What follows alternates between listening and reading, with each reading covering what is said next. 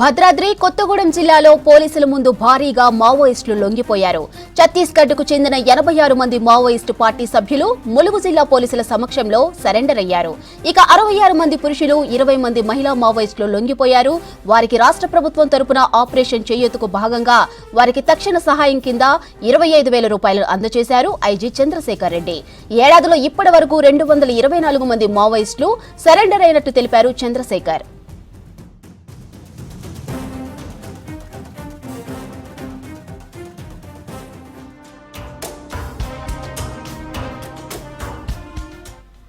భద్రాద్రి కొత్తగూడెం జిల్లాలో పోలీసుల ముందు భారీగా మావోయిస్టులు లొంగిపోయారు.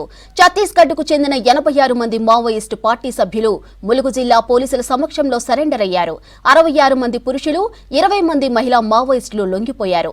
వారికి రాష్ట్ర ప్రభుత్వం తరపున ఆపరేషన్ చేయూతకు భాగంగా వారికి తక్షణ సహాయం కింద 25,000 రూపాయలను అందజేశారు ఐజీ చంద్రశేఖర్ రెడ్డి. ఏడాదిలో ఇప్పటి వరకు 224 మంది మావోయిస్టులు సరెండర్ అయినట్లు తెలిపారు చంద్రశేఖర్. ఈ కాలం చెల్లిన సిద్ధాంతాలు వదిలేసి ముందుకొస్తే మా పోలీస్ శాఖ తరఫున మేము తప్పకుండా సహకారం అందిస్తామని చెప్పడం జరిగింది. వాటికి స్పందించి ఈరోజు మొత్తం 86 మంది ఈరోజు వచ్చి మా ముందుకు రావడం జరిగింది. వారిని ఆహ్వానించి ఈరోజు వారికి ఇందులో కొత్తగూడెం సంబంధించి 81 ఉన్నారు. ముందుకు సంబంధించిన వాళ్ళు 5 మంది ఉన్నారు ఈ మావోయిస్ట్ పార్టీ. ఇందులో ర్యాంక్ వైజ్ గా చూస్తే ఏసీఎం ర్యాంక్ అంటే ఏరియా కమిటీ మెంబర్ ర్యాంక్ ఉన్న వాళ్ళు 4 ఉన్నారు. పార్టీ మెంబర్స్ 5 మంది ఉన్నారు. ఇంకా మిగిలిన వాళ్ళు కూడా వివిధ కమిటీలలో పనిచేసే వాళ్ళు, అంటే మిలీషియా కావచ్చు, ఇంకా వాళ్ళ కిసాన్ మజ్దూర్ సంఘ్ అని, చైతన్య నాట్య మండలి అని, గ్రామ రక్షక దళం అని, ఇవన్నీ వాళ్ళకి సంబంధించిన కమిటీలు ఇందులో పనిచేస్తున్నారు. వీళ్ళంతా మొత్తం 86 మంది ఈరోజు సరెండర్ అవడం జరిగింది.